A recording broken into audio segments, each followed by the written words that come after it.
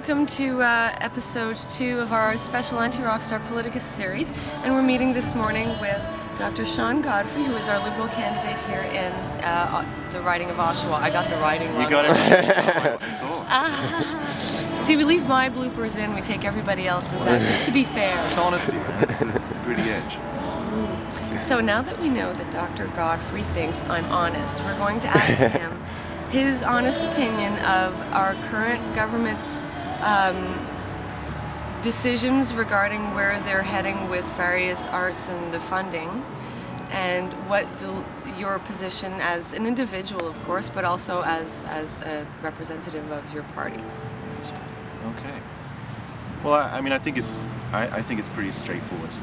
I think that the government's decisions to cut and dramatically slash support and funding for arts and culture in Canada is lamentable, if not a downright disgrace. I'm not sure I'm vague enough. No, well, the thing is understandably, your party isn't in power, so that there's information you don't have at your fingertips. Obviously, that you're not completely versed in, and you only get that sense when you get into office and start digging through that dirty underwear drawer.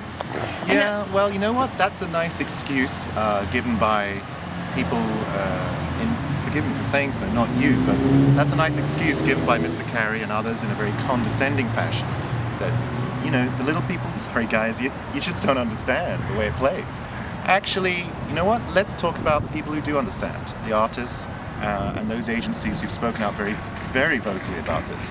Let's talk about people who I think have established themselves not only in Canada but across the world, like Karen Kane and other great individuals and spokesmen in terms of arts and culture. And they've made it very clear that they're not going to be condescended to by petty excuses about efficiency. This is not efficiency.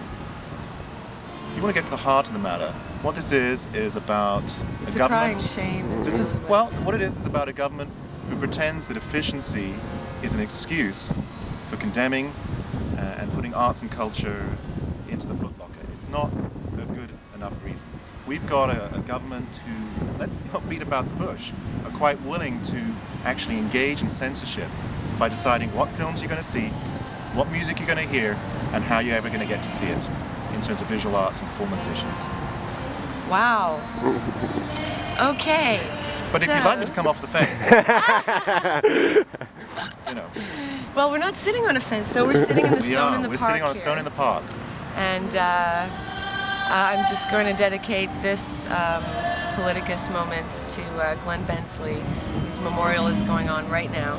And on the personal note topic, we asked Dr. Carey this: what gets him up, and as an individual, what gets him up in the morning to do his job? And so what do you think, what is your passion in terms of how you intend to address your tenure if you were to be elected?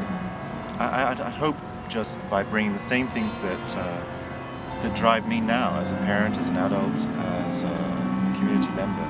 In other words, dedication to our children, their education, their future, our lives here in this city.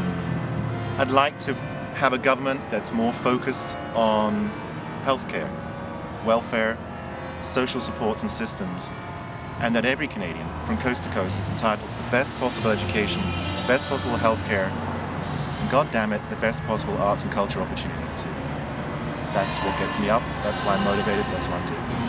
And you know what's funny? I was actually formulating a rather adversarial question. I like to poke people. It's just who I am. You should. A rather adversarial little question for you this morning, because I know that are you currently, from what I understand, Chief of Pediatrics over at Oshawa General?